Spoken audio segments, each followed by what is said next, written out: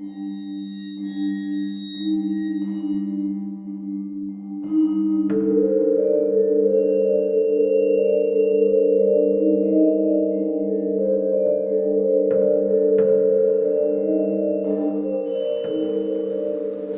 hello, and welcome to Al Dente Rigamortis. I'm Review Cultist. And I'm Mikey, the E stands for evil.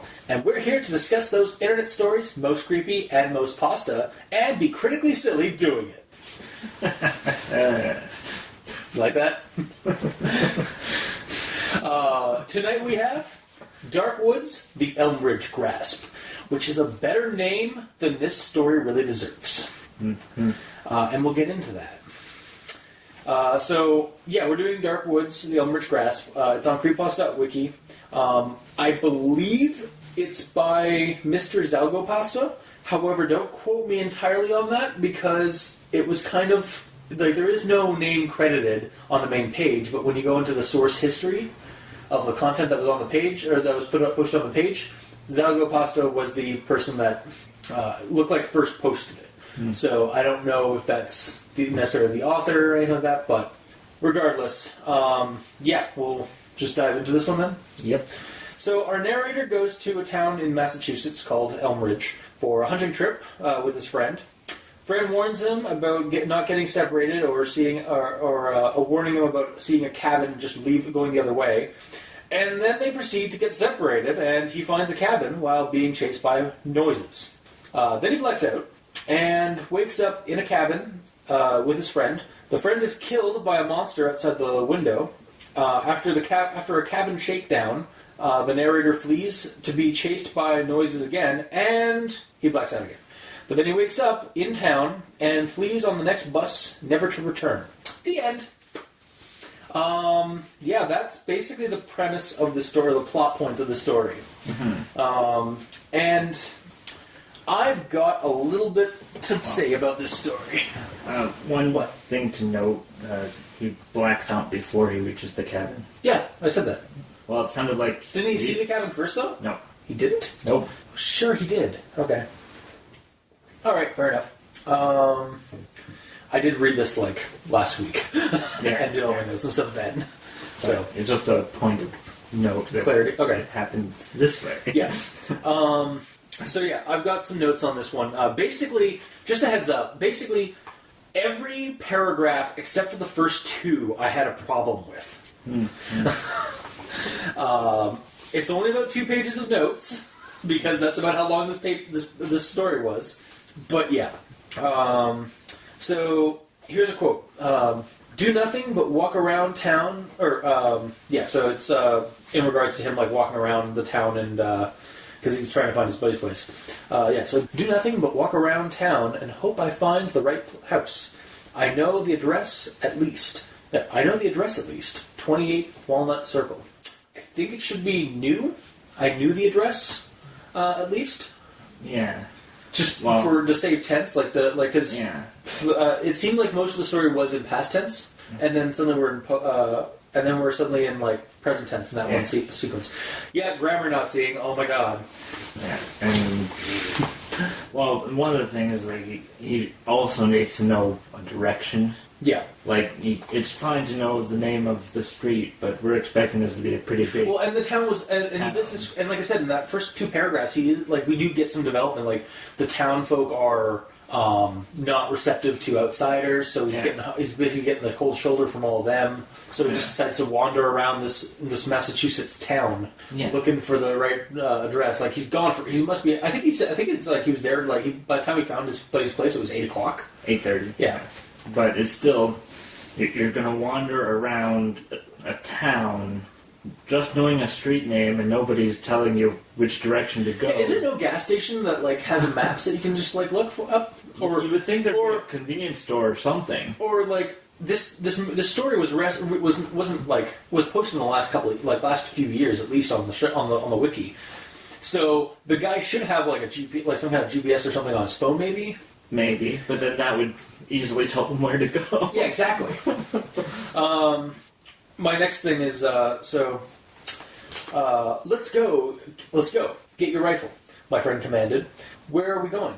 I asked, nervous, not because I'd never been hunting before, but because of lack of information. My friend was good at not giving information.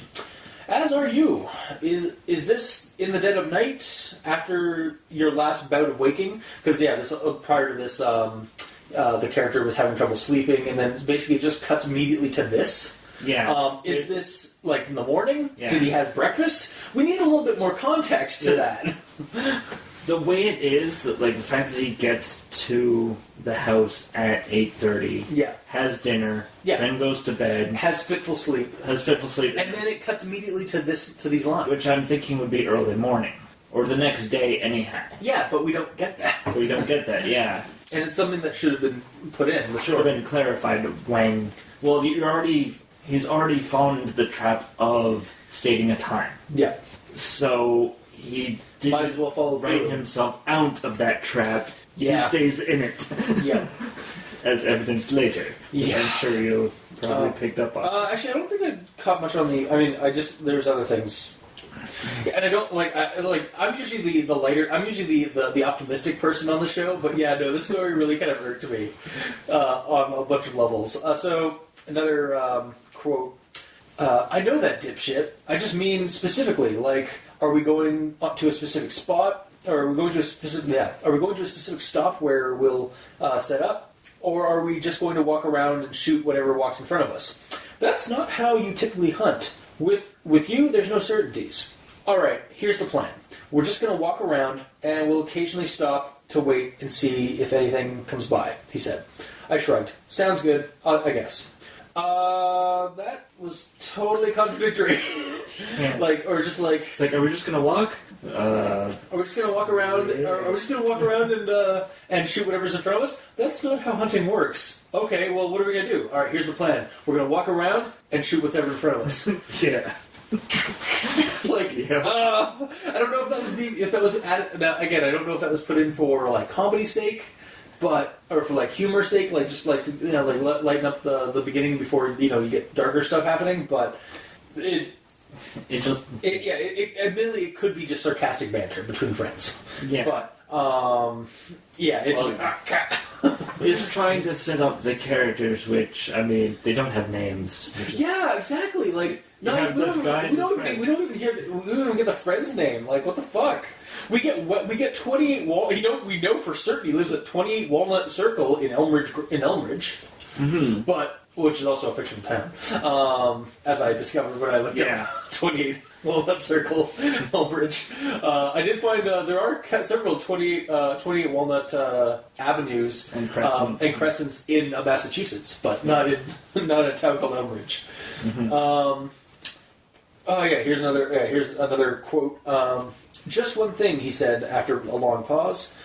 If we get separated, keep running. You might end up at a cabin, and if so, get inside as fast as you can. Oh, okay, no, he doesn't say to avoid. Sorry, I apologize based off the rundown. He actually said to run into the cabin as fast as you could, not to avoid it. Mm-hmm. Sorry, I just thought of my family. I will just perform seppuku now. That's that quote. And this is just another grammar Nazi thing. So there should be a do between and if you and the comma that precedes the last part of the sentence. So you keep running. You might end up at a cabin, and if you get inside as fast as you can. Yeah. So okay. And then another one, or another quote followed by my reaction to it.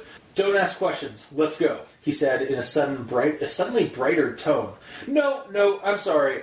If a friend of mine told me that we were going to go hunting, and that if we get separated, just run, and if you see a cabin, run into it, I definitely need a little bit more information before I go stepping into any woods. Yeah. Like, why do I just keep running and if I see a cabin, run into it and lock it and get in there?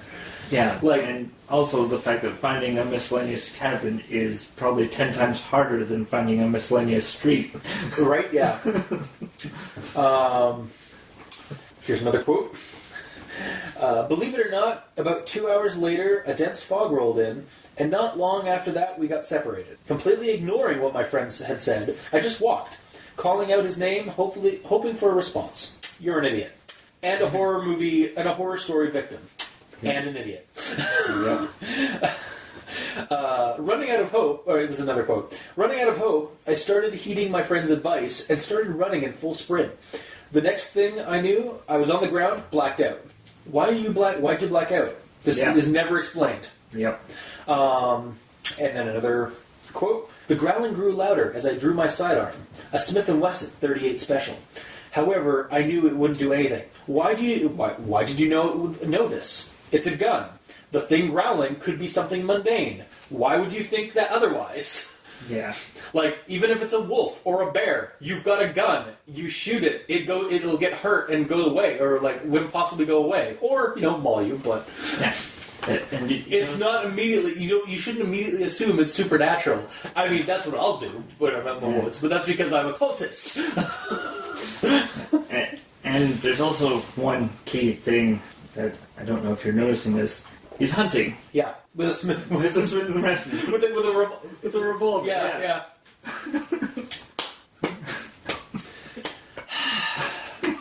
Not much of a rifleman, are you? Apparently not.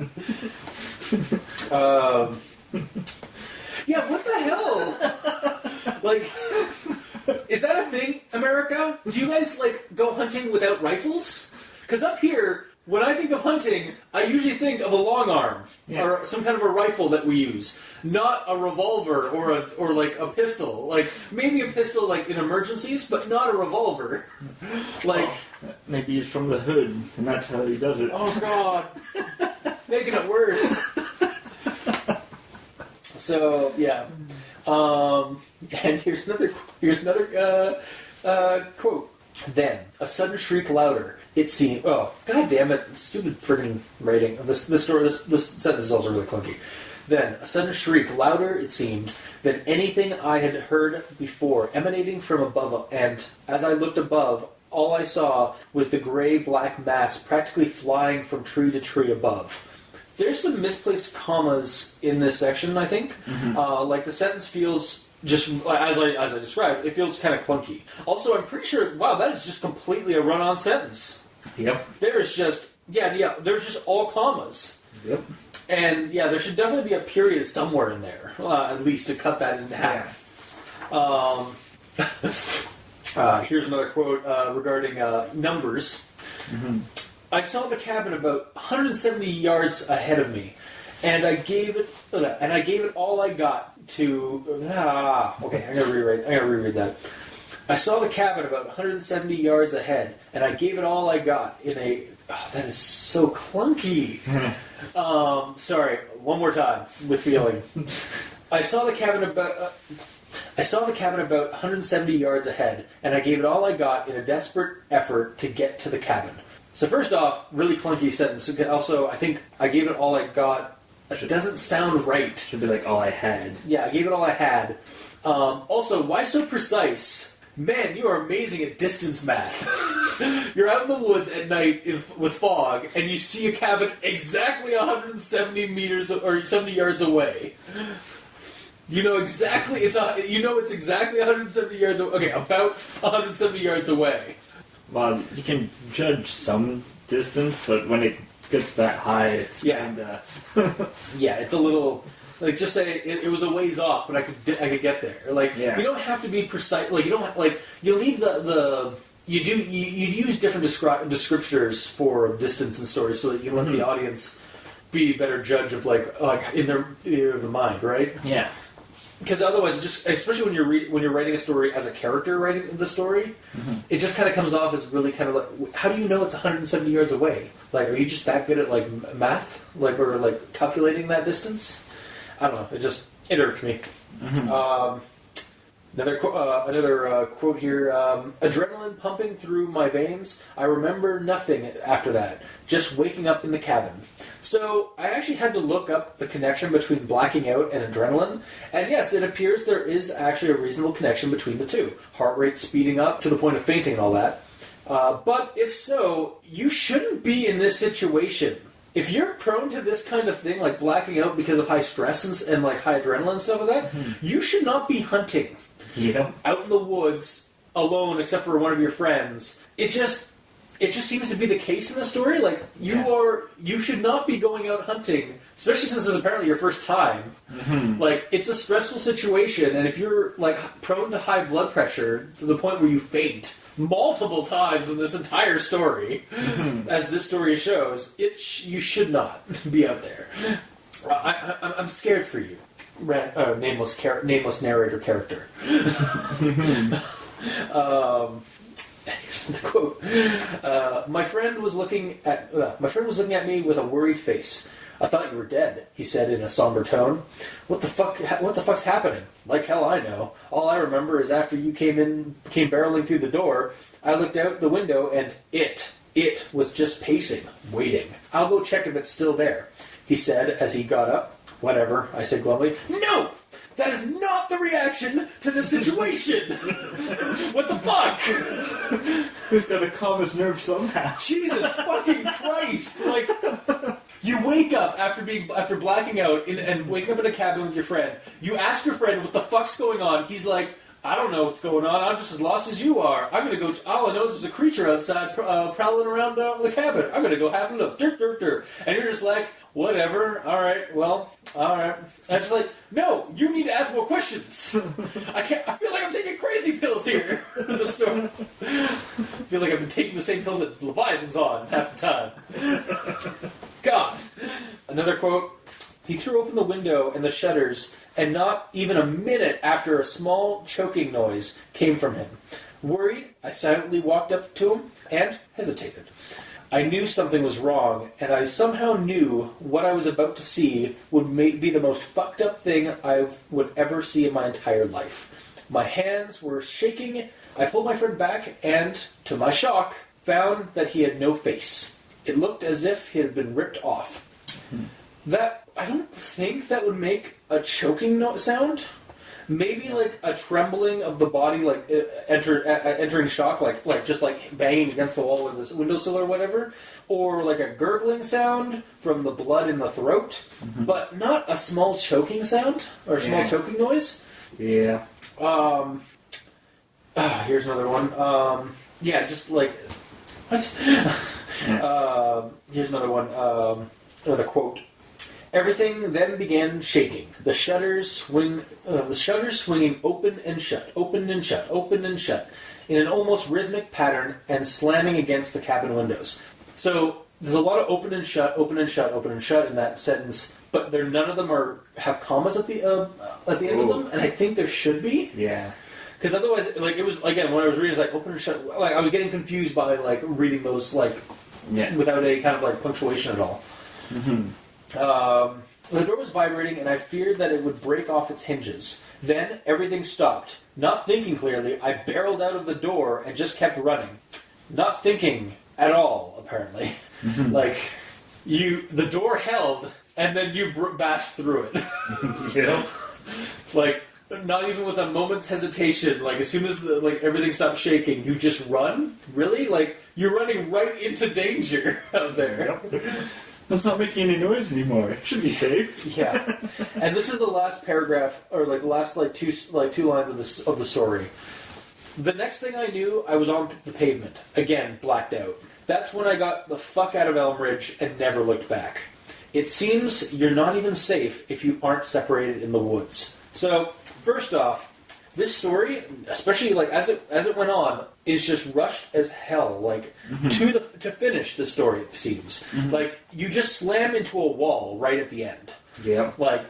And secondly, what does that last sentence even mean? Yeah. I get that. Think on it. I had some time to think on it, and I guess now it kind of maybe it's I guess you're not even safe when you're.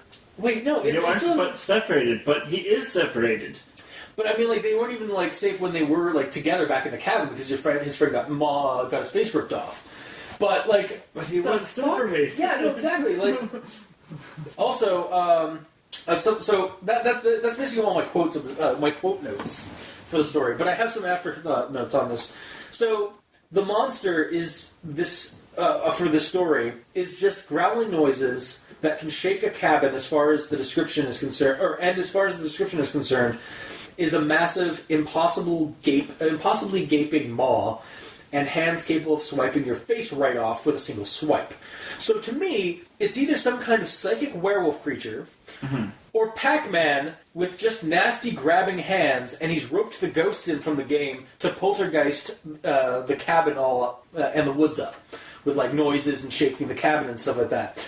Otherwise, he'll eat them. Like that's my go-to. And I mean, maybe it's because I've watched Guardians of the Galaxy Volume 2 that I'm attributing Pac-Man to this. But there is no better description of this beast. I don't know if it's a furry creature. I don't know if it's a reptilian creature. I don't know what the fuck I'm looking at, except that it has a giant gaping maw and claws and hands that not even claws, hands that are capable of swiping your face off. Like.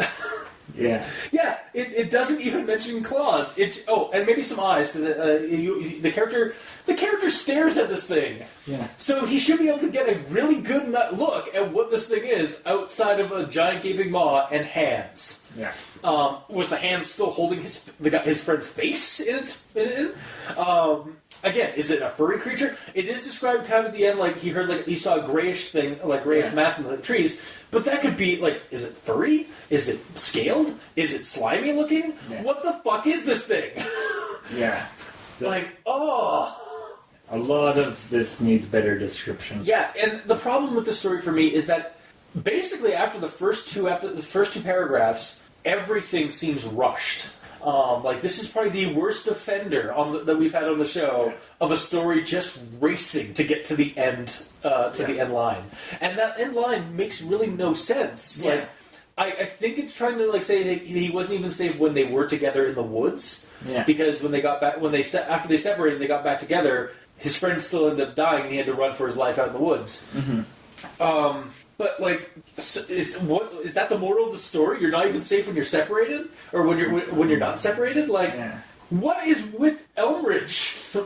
Like, there's a bigger I want a better story in this town because you started like really strong for me, at least in the first two paragraphs, and that title is really cool, Dark Woods, the Elmridge Grasp. But why is it called that when I went looking around? There's no other Dark Woods stories.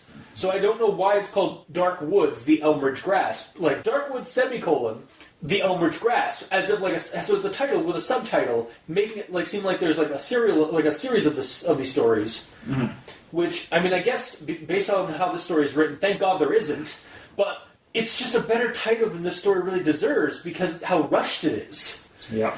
It's so weird that I'm getting irked by this, but I read this story, I was like, what the fuck did I just read? You know? So, Mikey, the E stands for evil. Did I miss anything in your notes for this one? Well, just a couple minor things. But I'm going to actually start with back to the creature. Yeah. When it was first described as being in the trees and sort of, I just envisioned a blob with wings. Yeah. It would be, again, about as much description as I got. Honestly... And then later, a blob with a smile. I was like, yeah, that works. Yeah, so basically Pac-Man. Like, great wings. Nega Pac-Man. Or Vampire Pac-Man. Yeah. And just the descriptions, this is a bare-bones cabin. Yeah. We get no real... As far as I'm concerned, it's barely a fucking... it's barely a shed. Yeah. There's nothing in this cabin. Obviously my theory of mind, as soon as the character wakes up in it and we're told it's a cabin, I'm thinking of a cabin and I'm seeing all the furnishings and stuff like that. But it's not described in the story at all. So it really does it lazily is telling the reader to make up the shit that's inside the cabin otherwise. Yeah. Anyway. Onwards to the beginning of my notes here. I did look up Elmridge to see that it didn't exist, but I looked up Spencer first, and Spencer does exist. Oh! So that's why I was confused when Elmridge didn't exist. I mean, that's actually no real thing, because like even in Lovecraft stories and stuff like that, or like even with Stephen King, like Bangor, Maine exists, but Castle Rock and Derry do not exist. They're all fictional towns. So like you can have like real world towns and then like have fictional towns in your stories. Yeah. It's just And the closest I found was Elmridge, but it was in the wrong direction. Okay. Was it on like the far side of the Massachusetts? Well, it was, let's see, southwest versus just east of Spencer.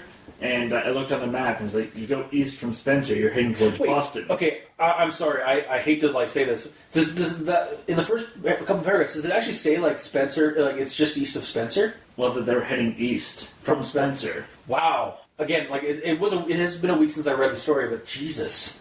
Yeah, so again, that first 2 paragraphs has a lot of information. Yeah. But then they just start, like, going, like, kicking into high gear to get the story done. And, like, it's annoying. Well, and the problem, one of the key problems there is that the first 2 paragraphs are there to set the scene. Yeah. But then all they do is set the scene on the bus. Yeah. And then getting into the town. And then suddenly you're in a town where nobody wants to talk to you, and then he finds his friend eventually. Yeah. Or he finds his friend's house eventually after knocking on doors, I guess, across this town, and then basically just starts skimming through a story that he had idea of. It's like, oh yeah, and they go hunting in Birchfield Woods. You know what you find when you do a Google search for that? What? A subdivision is named... In Massachusetts? No, in Virginia. But it's like, we're hunting the most deadliest game. Man. Also, we're going to West Virginia so we can jump the border again and get away with murder. See, that would be a cool story. Like, forget this werewolf thing, this well-worn story of a monster in the woods and escape and being attacked in a cabin and stuff. I want to see that story where the character goes to his friend's house. Again, we have no real reason. They're just going on an innocent hunting trip, and then they go to a subdivision in Virginia. Is it West Virginia or just?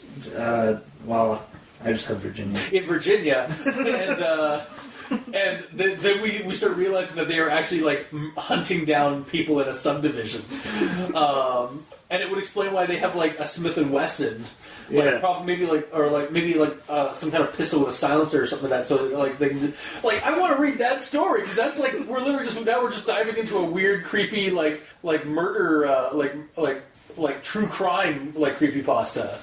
Mm-hmm.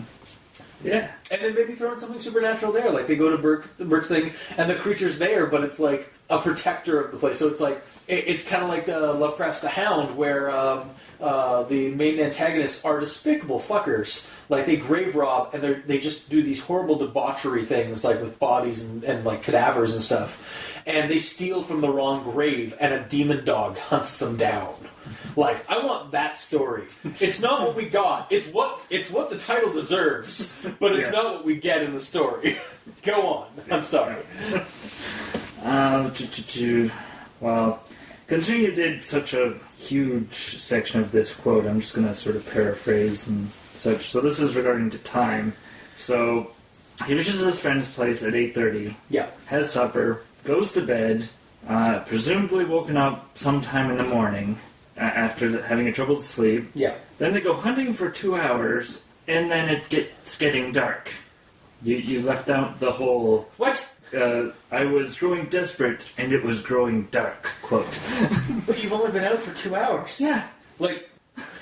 Again, going back to the dangerous game, the thing that, this birch... What was it called?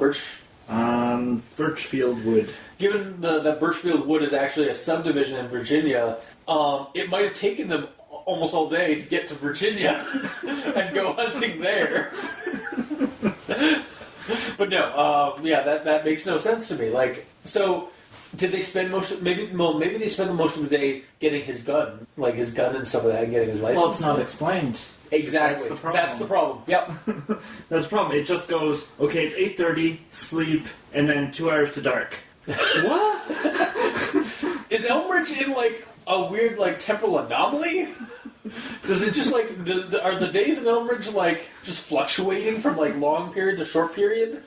Like I don't, yeah, it's just never explained, and that's the problem. And like we stated before, he just dug himself the hole, put himself in the trap, and then didn't get out. And then caved it in. Yeah. It's like, I'm fine here, safe from everything. Tick, tick, tick. This is fine. Everything's fine. I'm buried alive, but I'm fine. Okay. And then the other question that arises is, does the stuff that happens between the blackouts actually happen? Oh, you mean like when he wakes up in the cabin and then when he suddenly just wakes up on the street? Yeah. Like, did any of that stuff in the cabin actually happen? Yeah. That's, again, it could be all sleep paralysis. God damn it. Yeah, no, I don't... Or maybe he was maybe he never made it to his friend's house. Maybe he got blackjacked. Or like just got like knocked out by somebody in town that didn't like him. Maybe he got beat up while he was in town. And basically he woke up in... Like, the reason why he woke up back in town was because it's been like a day or two and he's just been like out in like in an alleyway somewhere. And then he's just like, fuck this, I'm getting the heck out of here. Mm-hmm. So the whole thing, the entire story has just been a dream while he was unconscious. Well, it's pushing it, but again, we're not given enough information. Yeah. But we are given 2 blackout points, so the stuff between the two clearly never happened. Clearly. So there was no monster, and he never got unseparated from his friend. But then he just left and got the fuck out of Elmridge. Yep. Alright. Here's something that just came to mind as I was reading and then had no bearing on the story whatsoever. But I completely blame the cultist for this. Oh? Yeah. So, you remember the quote where he is shaking hands and he goes to his friend in shock and found that he had no face? Mm-hmm. My first thought was Slender Man. Hey man, Slender Month's coming up. It's just around the corner. Yeah, so I was like, oh, Slender Man's there. And then it explains that his face is actually just not ripped off. And it was like, oh. I'm not gonna lie, when I first read that, I too thought that his face, his facial features had been ripped off or had been removed. Yeah. And not like in a gory mess, but yeah. Yeah. So, we've already covered everything else that I have here. So, yeah. Wow. Yeah, so, I don't know about you, but solidly not recommending this one. I love the title. I liked the first 2 paragraphs. Like, they were a good setup for a story. And then the story just got shat on. And basically, I can't recommend it. And I'm really sad because I really wanted the first 2, up until the end of the first 2 paragraphs, I was really excited for the story, and then it just kind of cracked away. It all fell apart. Yeah. So yeah, I assume the same, or do you have another anything different about your recommendation? No, I don't recommend it. The whole him getting separated, and then at the very end saying that you're not safe even if you aren't separated, but clearly he was separated, at least at some part. Yeah. Doesn't come off the right way. I'm sure when the guy was writing it, or when the person was writing it, it made sense, but he never went back to edit and reread, and that's the big issue. Yeah. Is that it didn't read to make sure that it made sense. Exactly. So, and yes, there is some sort of banter between the 2 friends. But we never know their names. Names. They're just the friend and the narrator. Yeah. And that's, again, we harken back every time. We would like names to these characters so we don't have to, just guess or, come up with ones like Spooky Steve. Spooky Steve is my go-to when it comes to creepypasta narrators' names, regardless of gender. It is genderless. Another guy's name is Mr. No Face. Oh yeah, that's an ironic name. Man, his parents hated him. But yeah, so that was this week's episode, I guess, because there's nothing else really to say about this story. If whoever wrote it is listening, go back and fill in some stuff, fill in a lot of the details that are missing. Like, go back, reread it, see what we're talking about. Give us some more descriptions, because it could have been a really good story had it had the content to back up the plot points, because the plot points are solid. Like, friends go camping or go hunting and get attacked by a monster. It's a well used plot line, but it's a plot line that works. So you might as well and try something new, and maybe make the monster more don't go with the traditional my go-to is werewolf because that's how traditional it is. But do something different, maybe have it be this amorphous creature with wings that has a giant gaping maw, like a leech kind of thing. That would be really cool. Make the monster more unique than just a werewolf or a fishman or something something that you would generally see in the woods. Reread your story and edit. Yes. But yeah, that was this week's episode. If you like what you heard, if you didn't, leave us a comment in the comment section below wherever you're listening to this or wherever this gets posted. You can check us out at Kiwi6, Facebook, YouTube, Tumblr, all at Al Dente Rigor Mortis. Go to iTunes, leave us a rating or review. Every little bit helps. Leave us send us messages on Twitter at Mikey's at the E stands for evil. Review Cultist is at Review Cultist. Or you can send us emails. Go to aldenterigormortis@gmail.com. That's ALDNTERIGMORTIS@gmail.com. Where you can also send us suggestions for other creepypastas you'd like us to discuss on the show. Also, I would like to just say, and I don't say this enough, thank you to our patron backers for helping us pay for the bills. And if you would like to support the show and become a backer, go to Patreon and look up Al Dente Rigor Mortis. And we usually have some extra episodes, extra content, and even early access if you're desperate to watch the show on Tuesdays rather than Thursdays. So, also you can check out the title cards for each episode at crazonstudios.tumblr.com or on the YouTube channel with the video version of each episode. So until next time, I've been your host, Review Cultist. And I'm Mikey. The E stands for evil. And this has been Al Dente Rigor Mortis. Sleep well.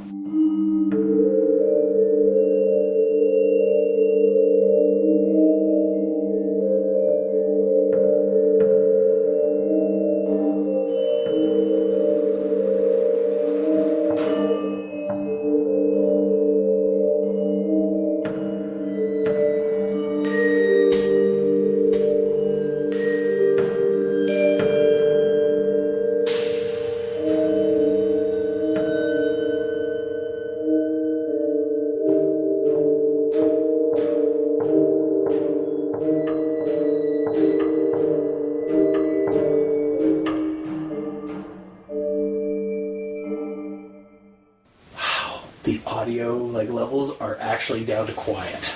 Nice. That is a far cry from yesterday's recording when I was over at Captain Solanum's base of operations. However, I didn't get the rest of the files to read. The first one? Yeah.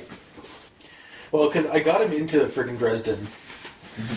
I put him down that path, and then I refused to read it the series, because I didn't want to read it and take ideas from it. Yeah. But then I kind of came down on revenge and you know what? Everything's a remix. Fuck it.